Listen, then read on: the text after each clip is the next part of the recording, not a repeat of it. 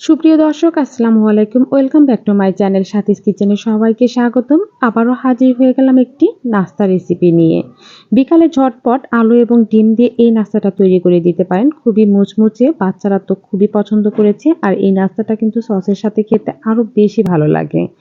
আপনারা যে কোনো বিকালেই কিন্তু এই নাস্তাটা তৈরি করে মেহমানের আপ্যায়নও করতে পারেন। ঝটপট দেখে নেওয়া যাক কিভাবে এই রেসিপিটা কমপ্লিট করলাম। প্রথমে আমি নিচ্ছি ১.৫ কাপ পরিমাণের ময়দা। এখানে আপনারা কিন্তু রিফাইন্ড আটাটাও নিতে পারেন। স্বাদমতো একটু লবণ দিয়ে দিলাম। লবণটা দিয়ে একটু হাত দিয়ে মাখিয়ে নিয়ে এখানে আমি ২ টেবিল চামচ রেগুলার সয়াবিন তেল দিয়ে ভালো করে হাত দিয়ে আবার একটু মাখিয়ে নিচ্ছি। হাত দিয়ে তেল এবং লবণটা ময়দার সাথে খুব ভালোভাবে মিশিয়ে নিতে হবে। আর দলা পেকে গেলে বুঝতে পারবেন তেলের পরিমাণটা একদম ঠিক আছে। এখন অল্প অল্প পানি দিয়ে সুন্দর একটি ডো তৈরি করতে হবে। আর একেবারে নরম ডো তৈরি করা যাবে না, একটু টাইট ডোটাই তৈরি করতে হবে। তাই অল্প অল্প পানি দিয়ে আমি সুন্দর করে হাত দিয়ে মুথে একটা ডো তৈরি করে নিচ্ছি।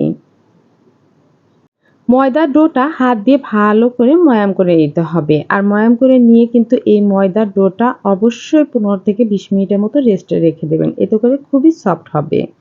অন্যদিকে নাস্তা তৈরি করার জন্য আমার লাগছে একটা আলু কুচি, পেঁয়াজ কুচি, কাঁচামরিচ কুচি, একটা ডিম আর ধনেপাতা কুচি। এগুলো সবগুলো কেটে রেখেছিলাম। এখন চুলায় একটি ফ্রাই প্যান বসিয়ে তাতে দিয়ে দিলাম আমি পেঁয়াজ কুচি সামান্য তেলের মধ্যে। নেড়েচেড়ে নিচ্ছি। প্রথমে একটু ভালোমতো একটু নেড়েচেড়ে নিয়ে এর মধ্যে দিয়ে দেবো সে আলু কুচি এবং কাঁচামরিচ কুচি। ঝালের পরিমাণটা কেমন আপনারা বুঝে শুনে দেবেন। যদি বেশি পছন্দ করেন তাহলে এর থেকে একটু বাড়িয়েও দিতে পারেন। আলুটা দিয়ে ভালো করে নেড়েচেড়ে নিয়ে এখন দিয়ে দেবো এর মধ্যে স্বাদমতো একটু লবণ, সামান্য ১ চিমটি হলুদ গুঁড়ো, হাফ চামচ পরিমাণে ভাজা জিরের গুঁড়ো, হাফ চামচ পরিমাণে দিয়ে দিয়েছি মরিচের গুঁড়ো। সকল উপকরণ দিয়ে আবারও ভালোমতো একটু নেড়েচেড়ে নিচ্ছি। খুব ভালোমতো নেড়েচেড়ে নিয়ে এখন সামান্য একটু পানি দিয়ে দেব। এতে করে কিন্তু আলুটা সিদ্ধ হতে পারবে। অল্প একটু পানি দিয়ে আমি ঢাকনা দিয়ে ঢেকে দেব। ঢাকনাটা ২ মিনিট পরে খুলে আবারও একটু নেড়েচেড়ে দিচ্ছি। আলুগুলো কিন্তু অনেকটা পরিমাণে সিদ্ধ হয়ে এসেছে। এ পর্যায়ে আলুগুলো একপাশে চাপিয়ে রেখে আমি একটা যে ডিম নিয়েছিলাম সেই ডিমটা এর মধ্যে দিয়ে দিচ্ছি।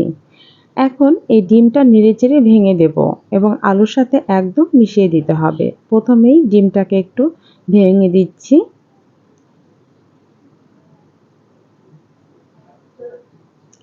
ভালোমতো ভেঙে দিয়ে আলুর সাথে মিশিয়ে নিয়ে আমি এখন ঢাকনা দিয়ে আবারও ঢেকে দেব ২ মিনিটের জন্য। ২ মিনিট পরে উপরে আমি কিছু ধনেপাতা কুচি দিয়ে দিচ্ছি। এখন নেড়েচেড়ে একটু আধো ভাঙা করে নিলেই কিন্তু আমার নাস্তাটা তৈরি করার যে পুরটা সেই পুরটা একদম রেডি হয়ে যাবে। আর এই পুরটা কিন্তু রান্না করার পরে অবশ্যই ঠান্ডা করে নাস্তাগুলো তৈরি করবেন। গরম অবস্থায় পুরটা ব্যবহার করলে দেখবেন নাস্তাগুলো কিন্তু নরম হয়ে যাবে। অন্যদিকে যে ময়দার ডোটা ছিল সেটা আবারও ভালো করে হাত দিয়ে একটু ময়াম করে নিচ্ছি। কতটা সফট হয়েছে দেখেই বোঝা যাচ্ছে। এখন এই ময়দার ডোটা ২ ভাগে ভাগ করে নিব প্রথমেই। নাস্তাগুলো তৈরি করা কিন্তু একদম সহজ। আপনারা যদি ভালোমতো এটা লক্ষ্য করেন তাহলেই বুঝতে পারবেন কত সহজভাবে এই নাস্তাগুলো তৈরি করা যায়। এখন বড় একটা রুটি বেলে নিতে হবে। একেবারে পাতলা হওয়া যাবে না, আবার একেবারে মোটাও হওয়া যাবে না। বড় একটা রুটি প্রথমেই বেলে নিচ্ছি।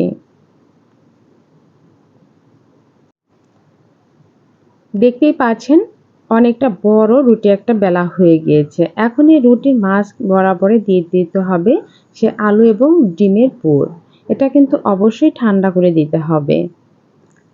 এখন ভাঁজটা দিয়ে দিচ্ছি। কিভাবে নাস্তাটা তৈরি করছি ভালোভাবে লক্ষ্য করুন। এক পাশে একটু ভাঁজ করে দিচ্ছি, অপর সাইডেও এরকম ভাঁজ করে মিশিয়ে দিতে হবে।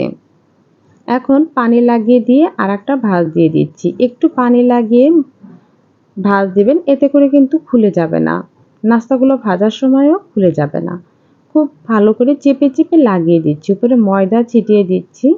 আমি হালকা বেলনা দিয়ে প্রেস করে একটু বেলে নেব। খুবই সাবধানের সাথে এই কাজটা করবেন। খুব হালকা হাতে করতে হবে। হালকা প্রেস করে নিলাম। এখন কিন্তু আমার নাস্তাটা একদম রেডি। এইভাবেই নাস্তাগুলো তৈরি করতে হবে। চুলায় আবারও একটা ফ্রাই প্যান বসিয়ে দিলাম, তাতে নাস্তাটা দিয়ে দিচ্ছি।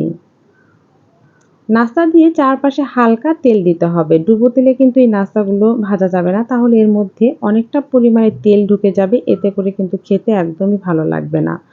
আর এইভাবে যদি তৈরি করেন তাহলে নাস্তাটা কিন্তু খুবই হেলদি থাকবে। ডিম এবং আলুর মিশ্রণে নাস্তাটা কিন্তু অসম্ভব টেস্টি হয় খেতে।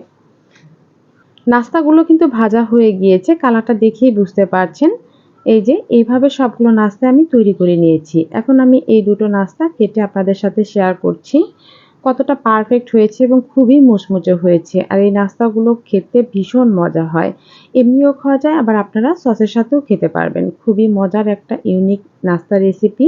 ঝটপট বাচ্চা এবং বড়দের সবাইকে কিন্তু এই নাস্তাটা তৈরি করে দিতে পারবেন। খুবই সহজ এবং খেতে ভীষণ মজা আর খুবই মুচমুচে। আজকের রেসিপিটা কেমন লাগলো তা অবশ্যই কমেন্টসে জানিয়ে দেবেন। যদি ভালো লেগে থাকে তাহলে লাইক, কমেন্ট, শেয়ার করে আমার পাশেই থাকবেন। সবাইকে অনেক অনেক ধন্যবাদ এই পর্যন্ত আমার ভিডিওটা দেখার জন্য। আবারও নতুন রেসিপি নিয়ে হাজির হয়ে যাব। সে পর্যন্ত সবাই ভালো থাকুন, সুস্থ থাকুন। আল্লাহ হাফিজ।